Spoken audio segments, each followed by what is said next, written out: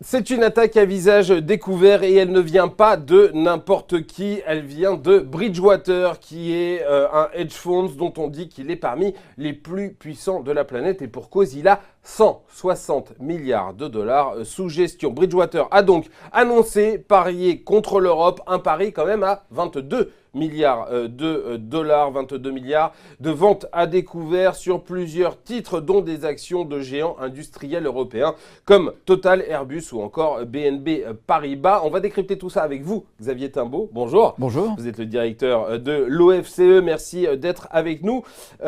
Première question, est-ce que c'est courant d'abord qu'un hedge fund affiche comme ça sa stratégie et son ambition d'attaquer l'économie européenne ou une économie en général? Alors, non, pas du tout. C'est-à-dire que généralement cette information-là est secrète. En fait, c'est une résultante des régulations qui ont été mises en place en Europe après la crise de 2008-2009 et qui obligent les hedge funds à publier, rendre public leur position de vente à découvert.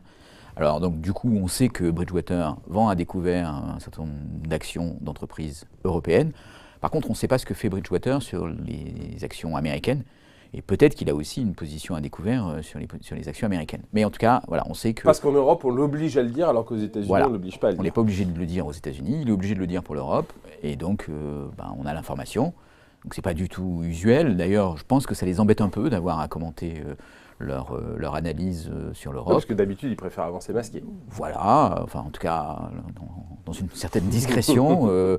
Et surtout, voilà, pas essayer de donner une tendance au marché ou de donner l'exemple à certains de leurs concurrents qui pourraient être tentés de faire la même chose et donc qui pourraient aussi...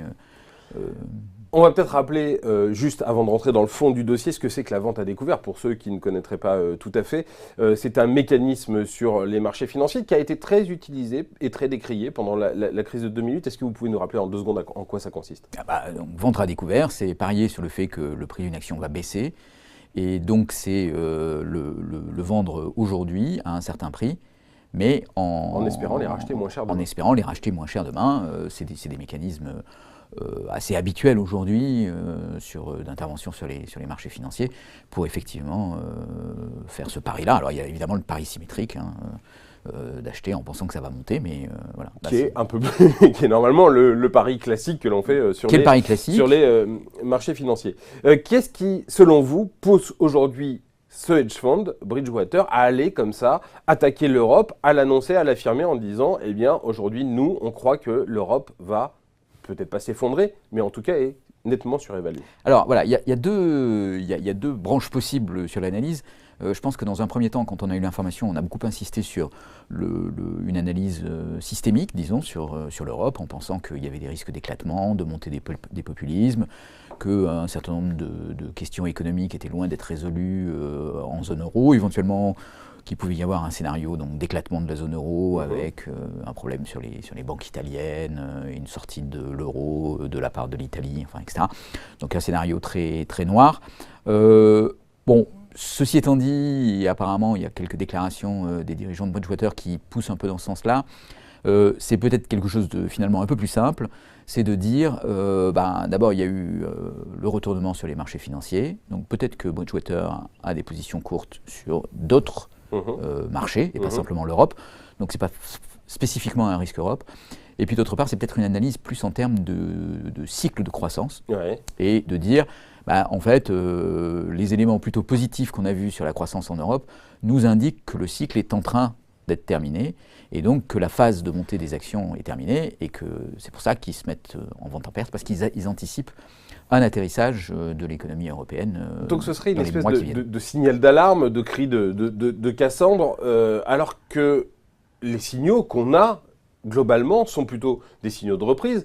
Je veux dire, les économies aujourd'hui ont des croissances qu'elles n'ont pas connues depuis des années. On voit que les économies qui étaient en difficulté à la suite de la crise de 2008, que ce soit le Portugal, que ce soit l'Espagne ou que ce soit même la Grèce, vont beaucoup mieux. Alors oui, il y a des élections en Italie qui s'annoncent peut-être un peu compliquées et avec la nécessité de faire naître une coalition et peut-être la montée de certains populismes. Mais on a l'impression plutôt que tous les signaux sont au vert. Est-ce que Bridgewater a raison d'être alarmiste? Est-ce que vous, en tant qu'économiste, vous voyez des signaux un peu alarmants dans l'état de l'économie européenne, ou est-ce que vous vous dites que ce sont des spéculateurs et qu'ils font jamais que leur boulot de spéculateur? Ils font leur boulot de spéculateur au sens où je pense que l'analyse qu'ils font, c'est de dire la reprise qui s'est produite en Europe, elle était attendue, donc elle était inscrite dans les cours.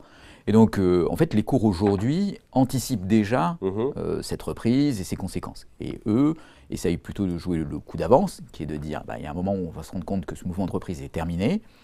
Et là, peut-être que l'euphorie qu'il y a eu sur les cours va produire un dégonflement, d'où la vente à perte assez systématique sur les valeurs européennes. Alors, le point qu'on peut discuter, c'est de savoir quelle va être la longueur de la reprise. En fait, c'est fondamentalement ça, autour de ce pari de Bridgewater. Ils sont sur une position qui est peut-être effectivement excessivement pessimiste, qui est de penser que ça va être une reprise assez rapide, comme les reprises qu'on a pu observer dans le passé, sans tenir compte du fait que c'est une reprise qui s'inscrit après une très longue récession, des niveaux de chômage qui sont très élevés, et qu'il y a de la matière pour avoir une reprise qui va durer au-delà de 2018 et donc qui va se prolonger en 2019. Voilà, le pari de Bridgewater, c'est vraiment un pari sur le moyen terme et de dire, en 2019, on va se rendre compte que la situation est normalisée, la Banque centrale aura remonté ses taux, les croissances vont retomber vers les potentiels, c'est-à-dire on ne sera plus à des croissances de 2, 2,5. On sera plutôt aux alentours d'1%, de 0,5%. Aux alentours de 1%. Les profits des entreprises vont être aussi beaucoup moins positifs. Ils sont positifs aujourd'hui parce que les entreprises ont beaucoup réduit leurs coûts, elles ont licencié, elles ont des marges qui ont regonflé. Mais là, elles vont repartir dans un cycle de concurrence, donc il va y avoir des guerres sur les prix qui vont faire fondre ces marges, et donc les valorisations vont aussi se tasser. Voilà. Est-ce qu'il est plausible à vos yeux ce scénario de flash reprise finalement, du fait que la reprise ne serait qu'un soubresaut, mais qu'on retomberait après dans un cycle économique qu'on connaît, qui est un peu le cycle de fond qu'on connaît depuis quasiment l'éclatement de la bulle Internet au début des années 2000. En tout cas, si jamais on est dans un scénario, comme vous dites, de flash reprise, qui est une expression assez jolie. Ça m'est venu comme ça. Non, mais c'est une bonne expression, mais je pense que ça va quand même pointer un problème majeur, qui est que s'il y a une flash reprise, on va rester avec des niveaux de chômage très élevés dans certains pays européens, l'Italie, l'Espagne, la France, et que donc ça va demander des mesures drastiques pour arriver à faire réduire le chômage ensuite, qui seront extrêmement douloureuses, parce que ça voudra dire de réduire les salaires, de flexibiliser massivement les marchés du travail, etc. Si au contraire on est dans une reprise qui a un peu plus de longueur, à ce moment-là, ça veut dire qu'on aura des baisses du chômage qui seront plus prononcées et qui montreront que ces économies n'étaient pas en si mauvaise situation que ça. Donc s'il fallait choisir, évidemment, c'est le scénario d'une reprise plus en longueur qu'on a en tête. Bon, ça c'est un raisonnement sur les fondamentaux. Le problème de Bridgewater, c'est pas tellement la question du chômage, parce que c'est pas ça leur point. C'est la question des entreprises, parce qu'ils s'attaquent à des secteurs très particuliers, avec des géants industriels, je l'ai dit, Total, Airbus, des banques allemandes, des entreprises allemandes, etc. On pourrait plutôt penser qu'ils parient sur des startups ou des entreprises un peu plus fragiles. Non, là, ils s'attaquent à des géants. Oui, c'est la stratégie de Bridgewater d'être quand même très macro et plutôt sur le moyen terme. Voilà, et je pense qu'en fait, ce sur quoi il parie, c'est qu'il y a un peu trop d'euphorie aujourd'hui sur les marchés actions et que ça va se dégonfler. Alors, est-ce que ça sera lié à quelque chose de fondamental sur la reprise, ou est-ce que ça sera lié au fait que il va y avoir plus de concurrence sur ces acteurs globaux qui vont avoir plus de mal à tenir leur place, qu'il va y avoir la remontée des taux d'intérêt qui va leur coûter assez cher, parce que ces entreprises sont aussi relativement endettées. Évidemment, ouais. Donc voilà, tous ces facteurs-là qui vont faire que peut-être dans 1 an et demi, on jugera très différemment les bilans de ces entreprises. Aujourd'hui, les résultats sont très bons, ça fait monter les cours, mais peut-être que demain, tout ça va retomber, d'où le pari de la vente à perte. Voilà, en tout cas, c'est un pari. On verra dans quelques mois s'il est réussi ou pas, et on ne manquera pas de le décrypter dans cette émission. Merci beaucoup, Xavier Timbaud, d'avoir été dans Ecorama aujourd'hui.